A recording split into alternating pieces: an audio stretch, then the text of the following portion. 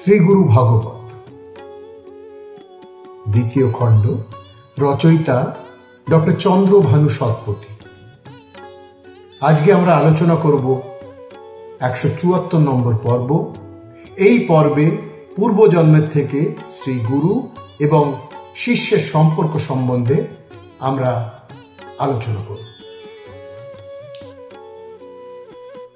বিশ্বের সদ্গুরুর প্রতি এবং যারা প্রকৃত অর্থে জ্ঞান প্রদানে সহায়ক ভূমিকা পালন করেছেন তাহাদের সবাইকে আমাদের প্রণাম জানাই।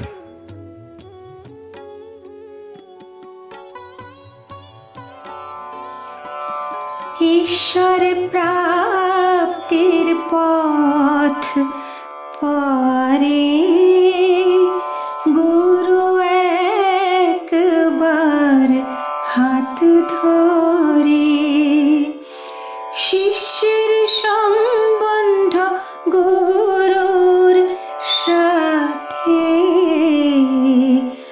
ঘন হয় ধীরে ধীরে।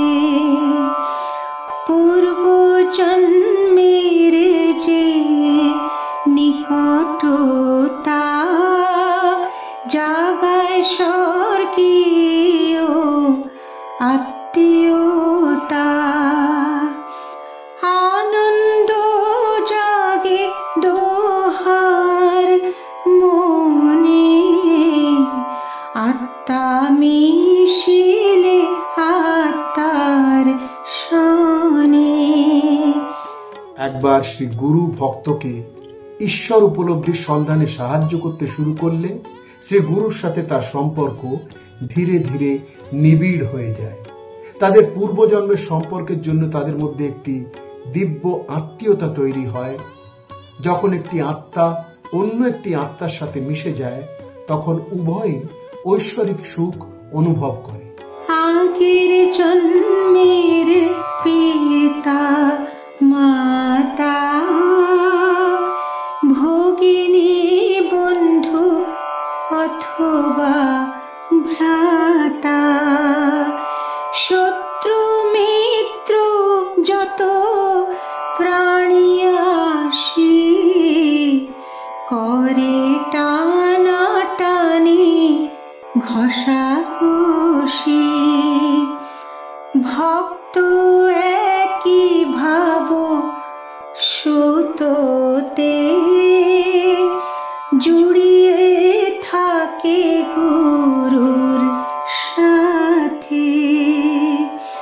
গুরু সেই ভাব সূত্র চেনে ভক্তকে কাছে টেনে আনে। পিতা, মাতা, বোন, ভাই বা সহযোগী, শত্রু অথবা মিত্র এবং সমস্ত প্রাণী যারা পূর্বজন্মে সদ্গুরুর সাথে সম্পর্কিত ছিল, অন্যান্য সকলেই তাদের নতুন জীবনে শ্রী গুরুর প্রতি আকৃষ্ট হয়। একজন ভক্ত ভক্তিমূলক আবেগের ধারার মাধ্যমে শ্রী গুরুর সাথে যুক্ত হয়। সেই আবেগের সূত্র ধরে শ্রী গুরু ভক্তকে তাঁর দিকে টেনে আনেন। ভক্তের বাড়ির সব প্রাণী চাকর অথবা চাকরানী, বাঁধা যত সব ঋণ পাশে আসে সবাই গুরুর পাশে। সবে ধরে সেই ভাব সূত্রে জন্ম লাভ করে একত্রে।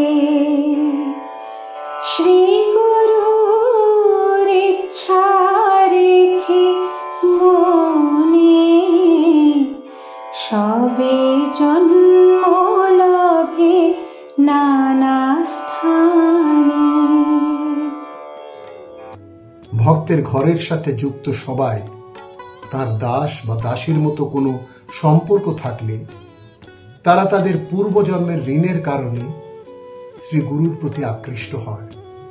এই ধরনের মানসিক বন্ধনের কারণেই তারা একটি নির্দিষ্ট সময়ের মধ্যে একসাথে জন্মগ্রহণ করে। শ্রী গুরুর ইচ্ছা অনুসারে তারা বিভিন্ন স্থানে জন্মগ্রহণ করে।